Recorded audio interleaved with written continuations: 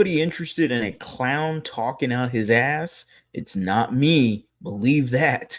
It is someone on First Take, and you are not going to want to believe what he said about our Houston Texans. What is going on, everybody? Welcome back to a brand new episode of The Lead. Your host, as always, Harley Dugan. Damn, this guy right here. His name is Joe Fortenbaugh.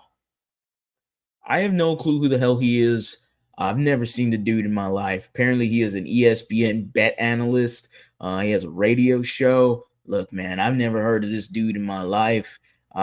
He's a goofy looking son of a gun, and damn it, his takes are just as goofy as his looks. Because damn, he is not high on the Houston Texans. And I can understand someone maybe being a little pessimistic about our Texans. I can understand a little push on, why maybe the Texans could maybe not do as good as what we're thinking. I can lean a little bit. I can bend, I can listen to it. But this is to an extent of, okay, brother, I'm pretty sure that the Houston Texans are better than your favorite team, and you know it, and I know it, and we all know it, and I can't wait to react to this. And while you're at it, guys, make sure you are subscribed to the channel. We're on the road to 10,000 subscribers, trying to get there before week 1. It is all thanks to you guys. Much love, much appreciation. So while you're at it, go ahead and smash that like button. Easiest smash of your life. Go down in that comment section and do me a favor, Texans fans. If you're not dropping a swarm, we already know y'all are swarming, especially in this video, because this man is talking down on the good name of the Houston Texans and so much pessimistic attitude around this team. Apparently, we did not improve whatsoever. Make sure to go down in the comment section. Let me know how you feeling about this man's comments. Without further ado, let's go ahead and react to this punk ass real quick. Welcome back from First Take here. Last season, there were 6 new playoff teams that missed the postseason in 2022. There have been at least 4 new playoff teams in 34 straight seasons dating back to 1990. You're looking at the playoffs teams on your screen right now from the 2023 playoff teams. As you look at those, you remember them. Joe, is there someone on that list you think might miss the postseason this year? I think there's more than one. We're going to limit it to one. I'm going to take the Houston Texans. I'm going to say they missed the playoffs this year. Ooh. You start with the fact that everybody loves the Houston Texans. Yeah, that's how they built Caesar's Palace out in Las Vegas, because everybody with the exact same opinion often works. But that's just the joke part of it, right? They're a 10-win team from last year. You peel back a lot of what they did, there's reason to believe some regression could be coming. Everyone is very fixated on C.J. Stroud's fantastic. D'Amico Ryan's fantastic. Sky, 5 years, it's stock you want to own. Next year, I think there's a step back. Number one, 7-3 in one-score games last year. That's an outlier performance. That regresses to the mean. It means you end up losing more games next year. Number 2, top 5 in turnover differential. There's no stat that predicts wins and losses more than turnovers. The turnover differential falls back, and they were on the outlier side of the spectrum. If that falls back, you have losses there as well.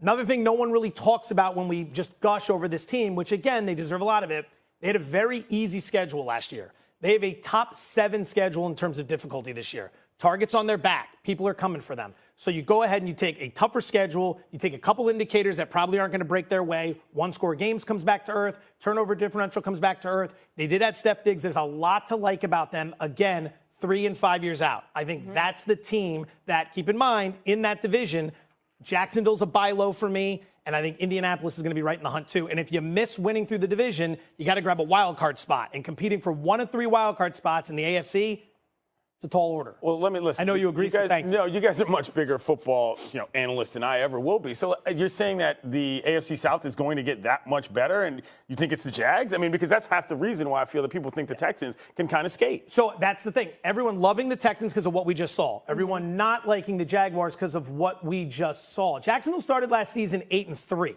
All right, good coach. Jury out on the quarterback. I'm not going to sit here and tell you Lawrence is great, but you lose Calvin Ridley, you bring in Gabe Davis, they shored up the offensive line a little bit, they addressed the cornerback position. I think that team fell flat last year and everyone forgot about them. Okay. I think they're in the hunt. I think Indianapolis is in the hunt. When you have 3 of them, with Houston coming back a little bit, 3 in the hunt, if they lose that spot, you've got Buffalo, Miami, and the Jets competing. You've got all 4 in the AFC North. You might have the Chargers with the Chiefs. It's just tough. It's a math game. If you're in the NFC, we're not having this conversation. That's where I'm going to stop it, because then the video gets a little weird. I don't know what happened to the video, but I would love to keep reacting to this. I wrote a lot of stuff down and I can't wait to get into this with y'all. Again, make sure to drop your comments below because wow, that was a lot. So, first things first, this dude, whoever the fuck he is, mentioned that he loves the Texans. CJ, Miko, fantastic. He says he loves them. Okay. So he loves them. So you know how people do this. They start off talking really good and then they go to berate them right after. And that's exactly what he did. And he wasted no time whatsoever. Look, I will say this. He brings up some very good points. Some of them very, very good. 7-3 in one score games. Look, that could go either way. The Houston Texans fall on the right side of the coin, and a lot of times you are always going to fall on the right side of the coin when you have a damn good quarterback like CJ Stroud, who played like a top 10, arguably top 5 quarterback last year. So it is what it is. Can it fall on the other side? Sure, it could if this was last year's team.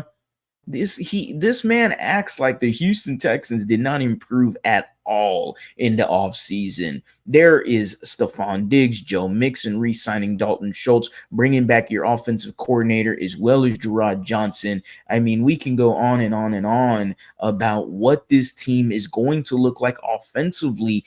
Arguably, maybe the best offense in the NFL. Like, that's how good this team offensively can look like. They already have the best trio of wide receivers in the NFL. You added Joe Mixon. This offensive line looks on paper, if healthy, which you did not have at all last year. This offensive line was never fully healthy last year for CJ Stroud, and you still went all the way to the divisional game and had the Ravens on the ropes at halftime. That is how far this team went with a bunch of guys that we were babies last year. We were just crawling. We didn't know what we were getting ourselves into, and we were kicking ass and taking names, whether it was at home or on the road. It did not matter. The Houston Texans are a lot better than they were last year. That is something he's missing on right now. Another thing he mentioned, top 5 turnover differential rate. Look, the Houston Texans obviously have to get better with turnovers. We all know this, but as we've seen so far, DeMeco Ryans and his defense, look, this is a second year of DeMeco Ryans. Last year, it was a bunch of let's sign a bunch of another one-year guys, veteran guys, bring in some talent and see what we could work with. And he made some bubble gum and some pretty good bubble gum tastes really damn good to a pig. You know, putting lipstick on a pig was a damn good job of what DeMeco Ryans did last year with this defense. We had a lot of guys that overperformed that you didn't expect. Blake Cashman, where did he come from? Loved what he did. Glad he got himself a contract. Jonathan Grenard was an injury-prone guy. He was healthy for the majority of last year, did his thing. Sheldon Rankins did his thing. Malik Collins had a solid year for you. There's numerous amount of guys. You had some random safety in DeAndre Houston Carson who performed well when he needed to play as a starter. The Houston Texans, with a second year of DeMeco Ryans, is only going to get better. These were rookies last year. All of them, the whole staff, the quarterback, the defensive end.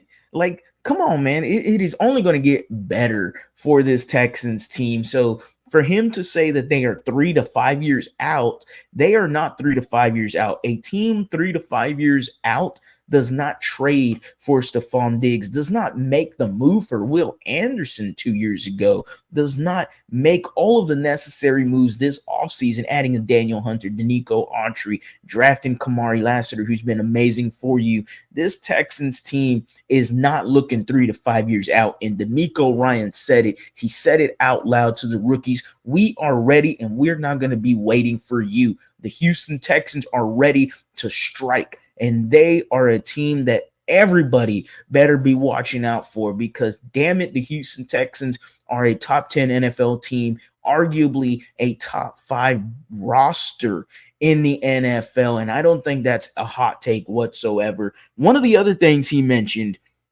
was a target on our back. Rat poison immediately is what's been constantly thrown at in this locker room. But the biggest one for me is he mentioned that we had an easy schedule. And he mentioned that the Jacksonville Jaguars at one point were 8-3, and without that fall off, maybe things are different. Look, I will say this: the Jacksonville Jaguars were 8-3 last year, but they had the easiest first place schedule of any team in 2023. That is something that he missed, ladies and gentlemen. The Jacksonville Jaguars, I will repeat myself, had the easiest schedule in 2023 for any first place team, and they went 9-8.